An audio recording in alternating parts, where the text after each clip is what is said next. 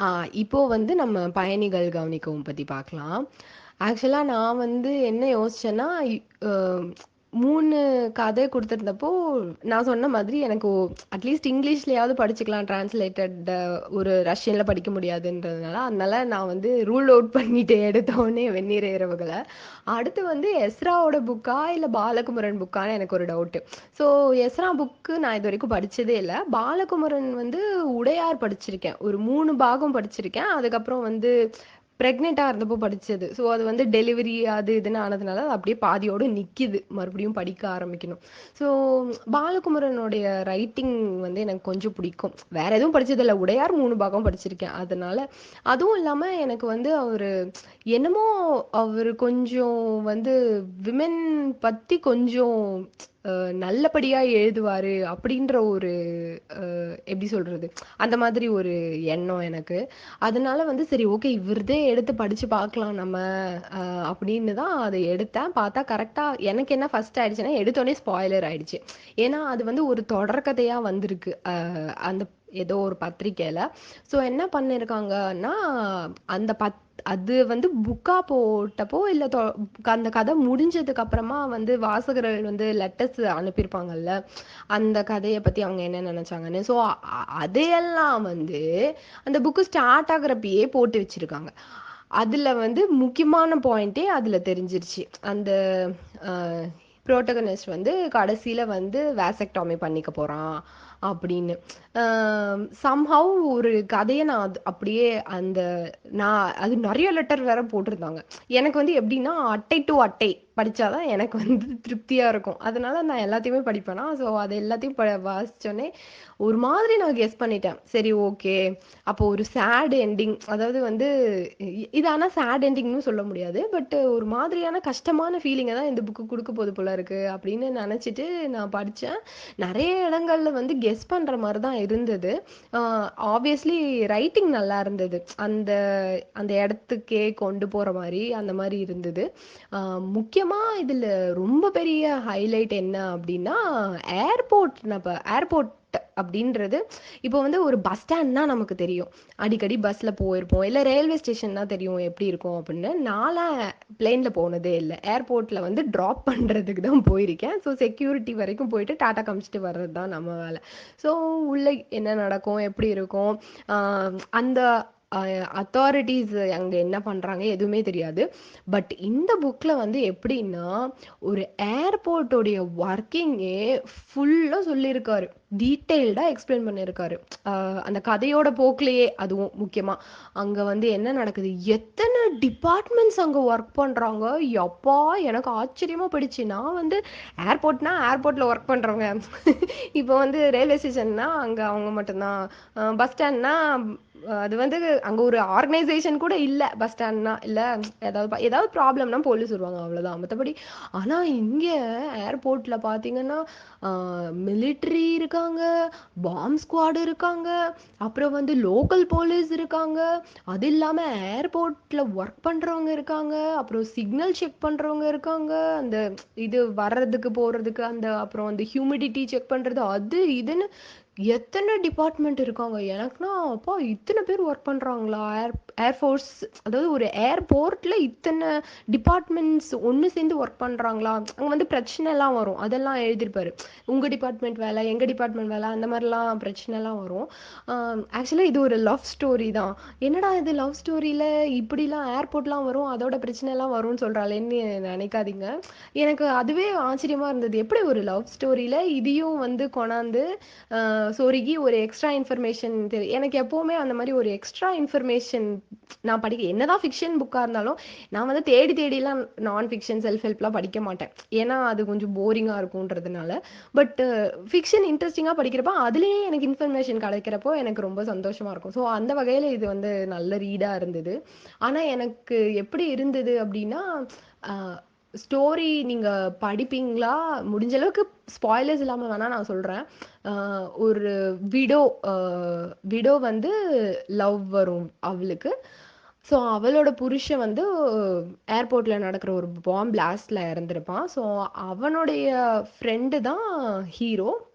So இவங்க 2 பேரும் எப்படி வந்து மீட் பண்ணிக்கிறாங்க? எந்த under what circumstances they come together, அவங்களுக்கு என்னென்னலாம் பிரச்சனை வருது. அதாவது ஒரு விடோ ரீமேரேஜ்னாலே இது வரைக்குமே வந்து அதை டக்குன்னு ஏத்துக்கிற சமூகம் இல்லை நம்ம சமூகம். ஸோ அதுல அவளுக்கு ஒரு குழந்தை வேற இருக்கும்.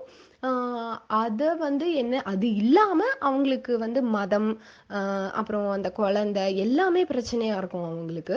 ஸோ இதெல்லாம் தாண்டி அவங்க எப்படி ஒண்ணு சேர்றாங்க அப்படின்றது தான் கதை.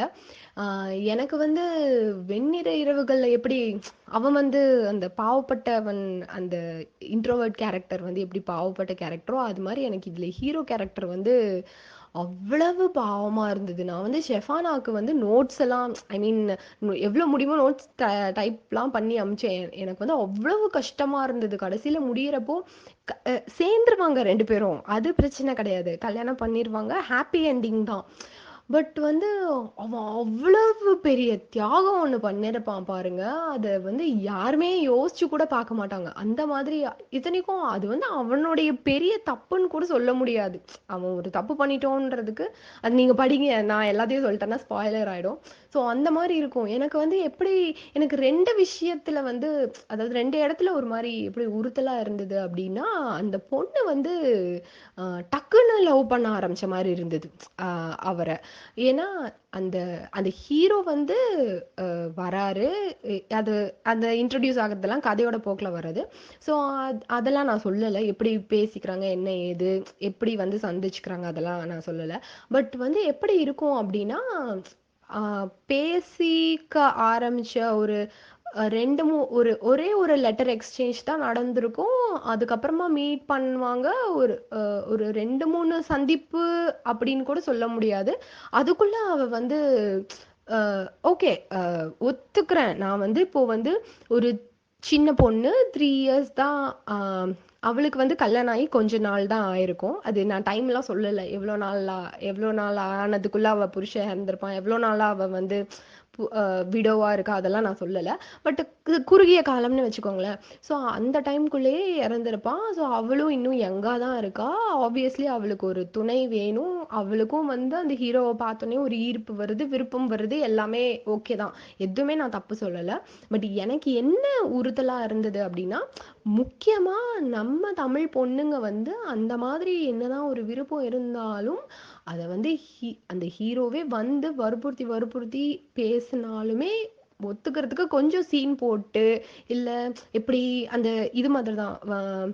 வெண்ணிற இரவுகள்ல நான் அந்த வேட்டையாடு விளையாடு ரெஃபரன்ஸ் சொன்னேன்ல, அது மாதிரி ஒரு பொண்ணா என்னால எப்படி நம்ம வந்து கண்டிஷனிங் பண்ணப்பட்டிருக்கோம் இல்லையா அப்படி.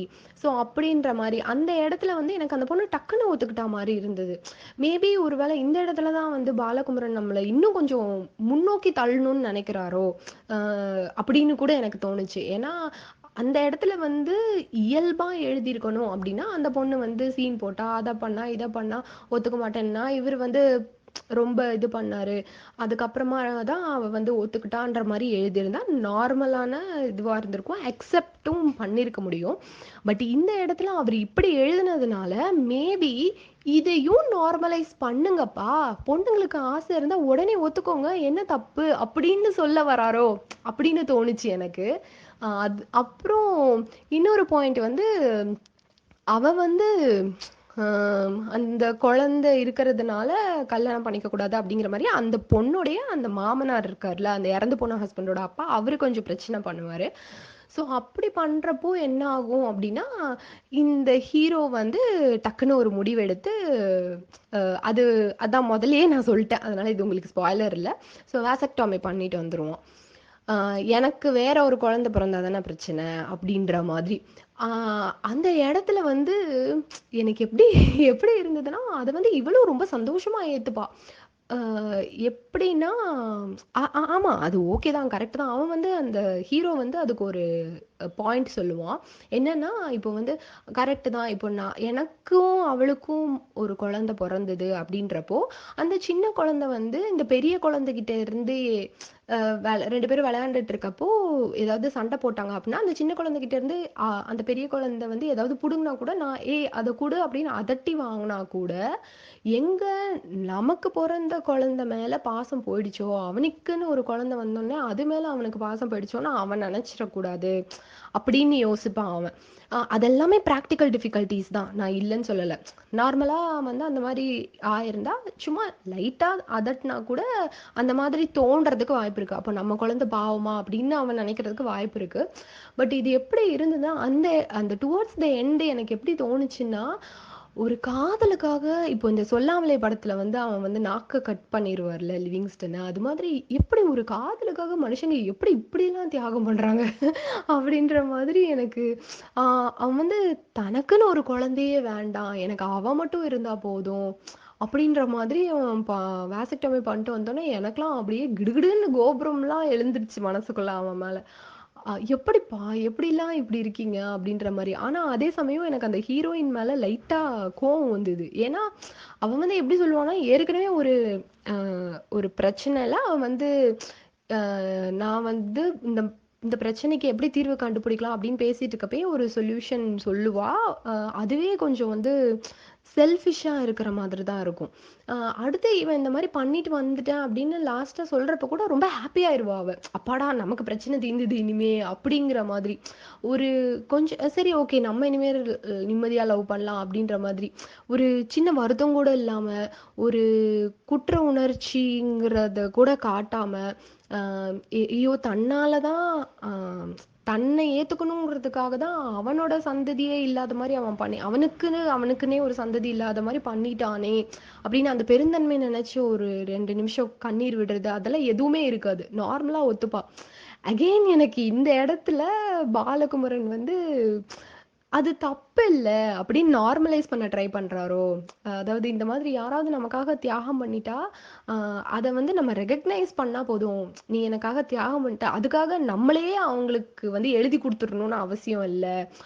அது வந்து யூஸ்வலா பொண்ணுங்க பண்ற தப்பு தானே. யாராவது இது வந்து நம்ம தப்புன்னு சொல்ல முடியாது, நம்ம அப்படிதான் வளர்க்கப்பட்டிருக்கோம், கண்டிஷன் பண்ணப்பட்டிருக்கோம் அப்படிதான்.